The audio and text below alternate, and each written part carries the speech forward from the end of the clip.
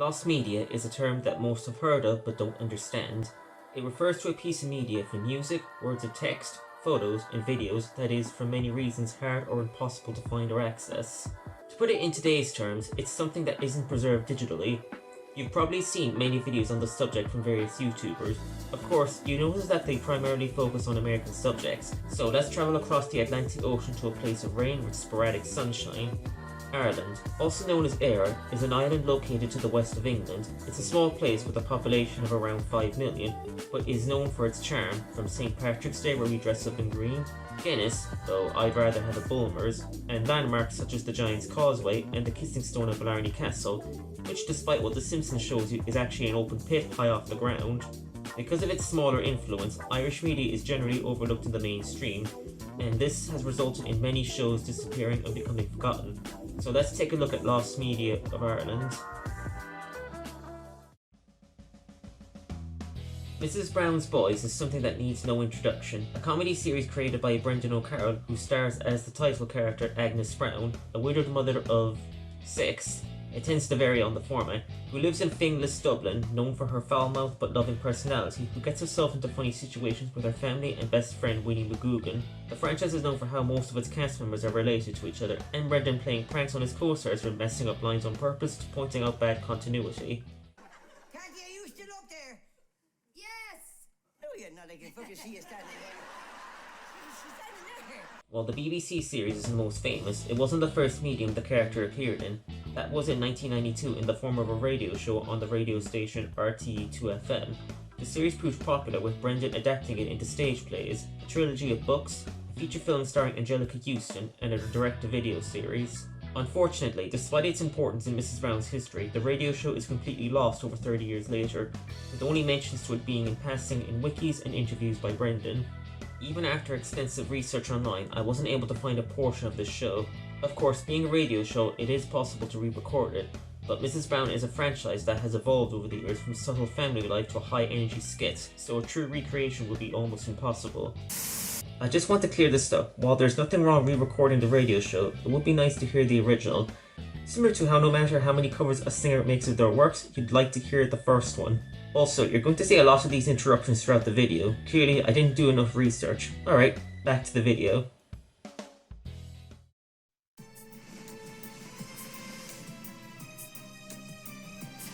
You've entered the Quizone, the game played on many levels, but there can only be one winning team. If you were a child in the 2000s living in Ireland, you probably heard of a show called Quizone, presented by Jamie Darling. It was a game show that consisted of 3 teams of 5 children, competing to earn the most points. To do so, one member would race through the so-called zone while their teammates back in the contact stations would figure out an answer to a question that was asked prior to the whistle. The quicker they got through the zone, the more points they would win. The team with the most points at the end of 5 rounds would win MP3 players, and laptops would be awarded to those who topped the leaderboard at the climax of the series. If you watched this show growing up, you'd remember just how insane the show would get. Oh, sorry, come on. No one has a bonus Yes! ball. No one has a bonus ball. We've won. No one has a bonus ball. Yeah, because no one has a bonus ball. Would you both turn around? Some of you are probably thinking, hang on, Quizone is on YouTube and all episodes were uploaded on the company's website. However, despite what the site tells you, not every episode is available, primarily the first series of Quizone, which aired in the summer of 2006. The only proof I have of it is a portion of the intro featured in a Den promo. A likely reason for its lack of preservation is it's possibly produced by a different production company, which resulted in the episodes being catalogued separately from Vision Independent Productions. A similar situation occurred with the 60s Batman show, where the movie and TV series were under different companies, which prevented the latter from receiving home video releases for almost 50 years. Another possibility is what we are seeing in this clip is a variant of an available episode which had its intro changed in re-airings. If that sounds ridiculous, well, RTE was known at the time to rebroadcast any show regardless of how dated they were. Lost track of how many times Sabrina the Teenage Witch was re-aired growing up. To this day, a 2006 episode of Quizone has not been found, but hopefully in the future we will get to see it again. If Quizone was the game show for the 2000s, then The Mountain can be that for the 2010s. Presented by Sinead Ní Chearnaigh, and if I got that wrong, I am so sorry. The Mountain involved 2 teams of 3 children competing in various scientific experiments, before taking part in a final race with the winners being the first to reach the summit. Even though that's just a hill. The show was filmed entirely in Carlingford Adventure Park, which is still operating as of this video. Unfortunately, the mountain is almost completely lost, even more so than Quizone. In fact, a full episode wasn't even discovered till March last year, albeit in a low quality VHS capture. Prior to this, only the trailer existed and various write-ups on RT's website, but it's thanks to them we can confirm around 26 episodes exist. But let's hope we can hear the voice of the mountain again.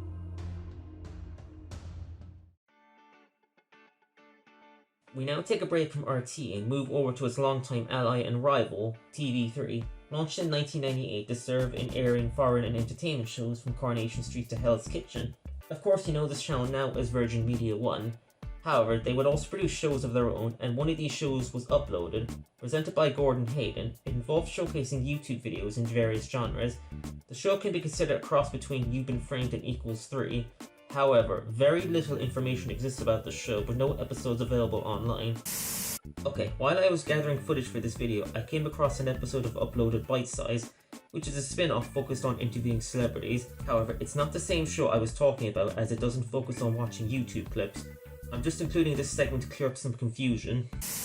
While the show, in my opinion, wasn't very good, it would be nice to see it again.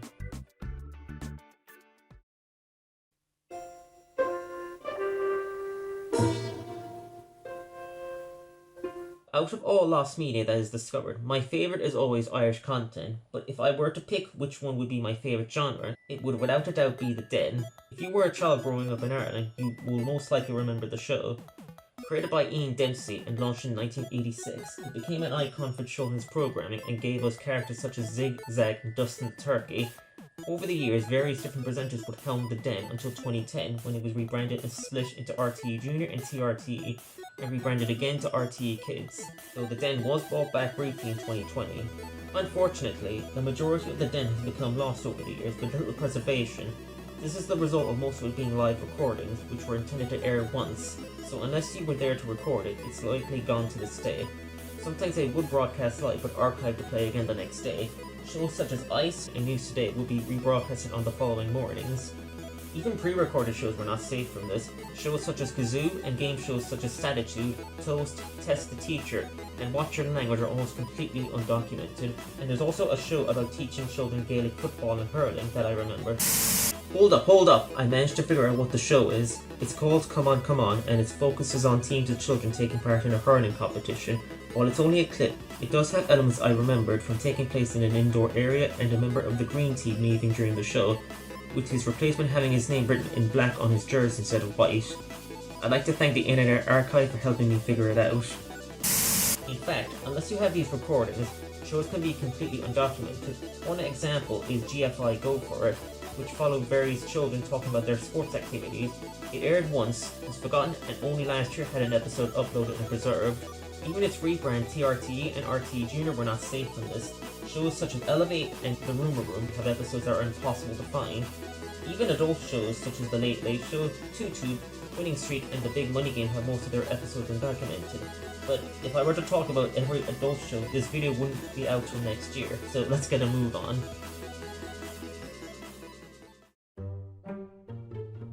Picture this, a talk show focused on grown-up topics presented by puppets originally used in children's entertainment.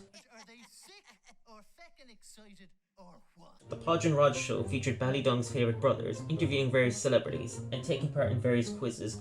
However, as you can tell, the show has various episodes missing, and it's due to lost media's biggest modern enemy.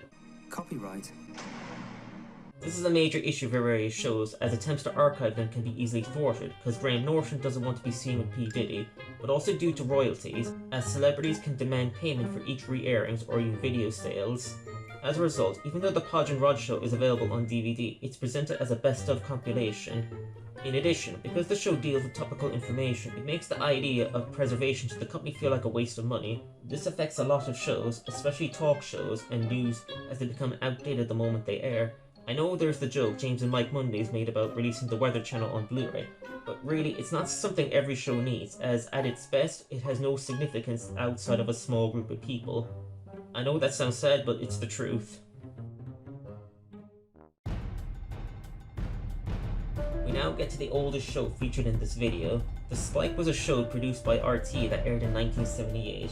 The series was set in St. Aidan's post-primary school, known locally as the Spike, due to serving as a dumping ground for underprivileged and lower academic children. At this time, RTE wanted to make shows that, while entertaining, also dealt with various social issues of the time, with themes such as lack of representation towards the poor and power struggles between the state and the church. While the show primarily received criticism for its weak acting and scripts, it pressed on until halfway into its run, when it faced a spike that effectively killed it. Episode 5 dealt with an art teacher played by the late actor David Kelly setting up an after-school live drawing class for adults. However, he's adamant that it should be an actual nude model instead of a dummy to properly convey drawing a person, much to the principal's objection. This eventually concludes with David Kelly's teaching the class while the nude model is shown in full view within the scene. Despite the scene itself not intending to be sexual, following its airing, RT faced a huge amount of backlash with angry letters and phone calls from viewers and articles in the newspaper making fun of them, with reports of actors on the show being harassed and the model herself, Madeleine Erskine, receiving threats and marriage proposals from viewers. Things got so heated that the Irish government stepped in, with then Taoiseach Jack Lynch supporting having the show pulled from airways despite never seeing it. RTE, both pressured and worried about their future, made the decision to remove the show early and would never broadcast it again. As a result, the show has become almost entirely lost, with the remaining 5 episodes never airing. While RTE has the entire show stored in its archive, nothing is currently pushing them to release it. However, to say RTE would never showcase this show again would be a lie.